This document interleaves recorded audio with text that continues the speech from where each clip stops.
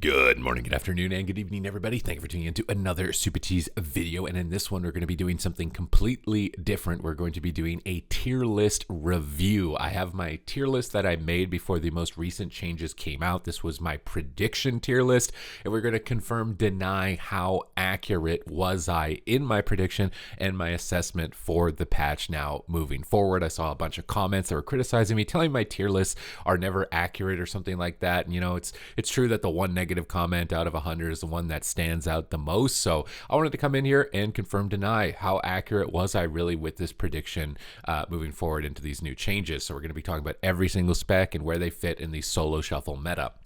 First spec that I put up onto the S tier was the Balance Druid. I think this is exactly where the Balance Druid has fallen. I think that it's one of the best specializations. If you were to enter a tournament for Solo Shuffle, I think that this would have one of the highest percentages for a chance to win a tournament. It is highly versatile, flexible, with tons of ways to outplay opponents. Obviously, it has a skill cap, and that skill cap is dealing with melee DPS. But as soon as you're able to pass that initial barrier, it is definitely an S tier specialization. Resto Druid. I agree with this one. I think that it is an S tier healer, probably the best healer in the game. Still amazing throughput. It can sit 80 yards away, max out its healing. It can outlast pretty much every healer. It has options for burst or sustain healing. It's flexible and versatile. It's a great option. It would likely have very high percent chances of winning a tournament for Solo Shuffle. Discipline Priest. I still think that it is S tier, although it has maybe felt a little bit weaker since my most recent attempt at playing it. It feels a lot squishier randomly. I don't know if they've changed something to do with it, or maybe I'm just getting too greedy with the itemization that I'm doing on it. But it felt very difficult to actually survive in some situations, which was completely different than what I had expected. But I still think that it is an S tier healer. You're really well-rounded and versatile. You're a bit weaker than Resto Druid, which is why I'm putting you to this side of the tier list. If you're on the left, it means I think you're the strongest on this tier. If you're on the right of the role, I think you're the weakest of that role. So yeah, it's slightly less than Resto Druid. Main reason is mana, especially in Solo Shuffle. I think you can definitely be overwhelmed a lot more than Resto Druid, but you're still S tier overall. Subtlety Rogue, even despite the nerfs, still S tier. You're gonna have to play a little bit cleaner with your Shadowy Duel and your Smoke Bombs. You can't just run people down through Sacrifice, Wall, and Barrier all at the same time like you could, but you could still run them down through Wall. One of those cooldowns alone. You're still absolutely destroying people. It's still completely broken. It's definitely S tier. If there was a tournament, I would be putting my money on it for being one of the specializations most likely to take it. Demon Hunter, this is one where I could be a little bit more lenient on where its placing is. I could see Demon Hunter being in a world where it's A+ or it's S. It's really tough to say. I still think that it's one of the most versatile melee DPS. Its main gripe is its weakness to Subtlety Rogue, which is why I've put Subtlety Rogue as the best on the S tier and Demon Hunter next to it as the second best on the S tier. So this still falls in line with what I had predicted. I still think that this is true. The next one is Outlaw Rogue on the S tier, and I've seen this one a few times now. It is a real durable brawler. It does a bunch of damage, tons of control. It's really good, super sleeper. I would feel totally comfortable still leaving this here. If Subtlety were to be deleted, I think most people would just immediately be defaulting to Outlaw, and you may not even really notice a difference. It's a lot harder to play and succeed, for sure, than a lot of these other specializations, but played at the skill cap, this specialization is going to be able to achieve these metrics. Now, Windwalker, this is where something will change. I think that Windwalker is probably the second or best melee DPS in Solo Shuffle. I think I'm going to place it higher than Subtlety Rogue. The buffs that have come through for Windwalker Monk have placed them in a position where they are just doing remarkable amounts of damage. Somewhere here with Subtlety Rogue, you could flip-flop it either way. It might even depend on lobby situation. But Windwalker is, jumping 2 specs higher than where I had predicted. It's still on the S tier, and it's still a prediction, and it was still accurate. But I definitely think that it is stronger than Demon Hunter or Outlaw Rogue now, and coming very close to where Subtlety Rogue is. The next specialization was Arms Warrior. I placed this on A+. I think that is still the case. The main gripes that this specialization has at the moment is dealing with hunters and mages. These are specs where you get them in the lobby, and it can be very difficult to really feel like you have any control in ending the match, especially depending on what healers you get. And because of that kind of counter metric that these classes don't experience as much, if at all, it's held down from being S. Unholy Death Knight, similarly, if you're getting trained down by a lot of warriors or physical damage dealers, it can feel very difficult to survive in those scenarios. But otherwise, everything about you is pretty much S. But that one weakness holds you down from being on that tier. Assassination Rogue, amazing damage, easily rivaling the damage of the specs in the S tier, but survivability is lower than that of Subtlety Rogue, which is what's holding it back. Also, rate of burst damage is lower. Your one window being King's Bane and Deathmark. The amount of times that you can really send burst damage is going to be way less frequent, and you're a bit easier to kill. So that brings you down from S to A plus.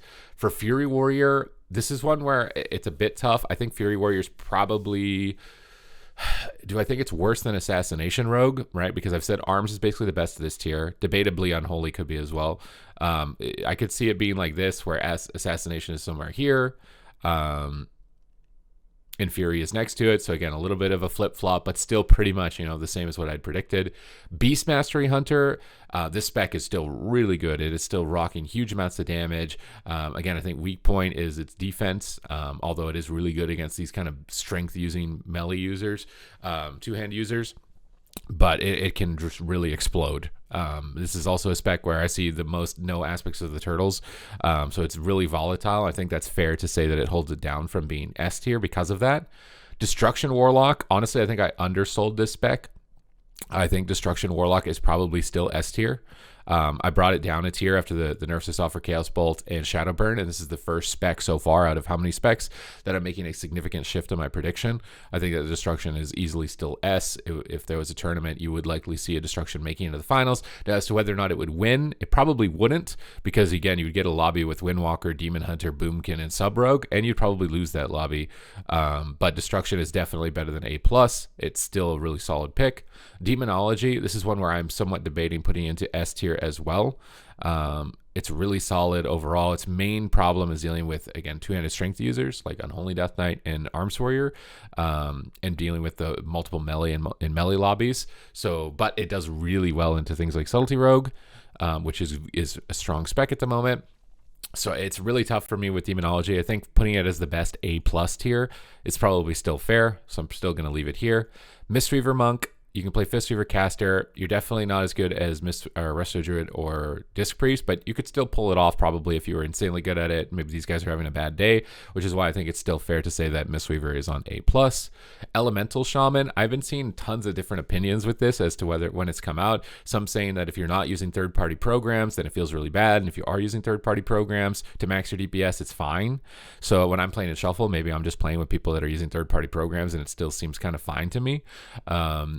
Ellie, when you know how to kite melee with Thunderstorm and Unleash Shield and Frostshock Root, is really good actually into melee DPS. Main problem becomes Windwalkers and Subtlety Rogues, the melee with lots of uptime and lots of stuns that can lock you down and burst you. But you're still really good in caster lobbies. I think you're still really strong. I think A is a fair place for you. I could see you jumping to A+, somewhere between A and A+ for sure. But A I think is a comfortable spot, considering that it's hard to discern whether or not somebody is, breaking the terms of service and using a program or not. Marksmanship Hunter, this is one where you feel really strong into certain things and really weak into others. And I think that when you're making that type of assessment for specialization, is that it's probably going to fall down a tier. It's probably going to fall down to B+, because this is the tier where you have huge strengths but huge glaring weaknesses, and that's definitely the case with Marksman. If you're fighting lots of plate users, you're going to feel really weak. If you're fighting lots of cloth users, you're going to feel really strong with the changes, and with that kind of like polarizing difference, I think it actually does fall down a tier. Devastation Evoker, I still feel comfortable leaving it on A. I could honestly bump this up to A+. I think main problem becomes dealing with lots of casters that outrange you and Subtlety Rogues kind of gunning you down in stuns, which probably brings you down a few, but the damage output that you can do in this spec is absolutely remarkable. It's way higher than a lot of specs available in the game, so it's definitely powerful. Arcane, I'm jumping Arcane up to A+. I think that Arcane, again, how many specs have I really moved up a tier at this point? Arcane is definitely still really strong. It's going to be a high skill cap specialization, but once you're playing at that skill cap, it's just untouchable. You're just a god that can't be attacked, and then when you're left free, you're going to absolutely be able to carry games. So if you can hit that skill cap ceiling, you're definitely going to feel really powerful with this specialization. You do have some weaknesses, though, again, like Marksman Hunter, even though it's B+, if you get these lobbies and situations with Ellie Shamans and Hunters, and Ferals even, it can become difficult to accomplish what you need to do. Frost Mage, also somewhat tempted to bump this up into A+. I'm going to leave it on A now compared to Arcane because I think it is just a little bit easier to take down than Arcane. And survivability is the main reason why it's going down a little bit lower. But it still has great burst, great overall sustained damage. There are some situations where your DPS will fall off, though. And I think because of that, it comes down a couple tiers. Ret Paladin, very similar deal. You do have weak lobbies, but I think you can still pull them off. That would be like multiple casters. And you're really good into these specs like Windwalker and Subtlety Rogue, which you're seeing a lot of right now. You're going to start feeling really weak when you get things like Destro, depending on what the other specs are in the lobby.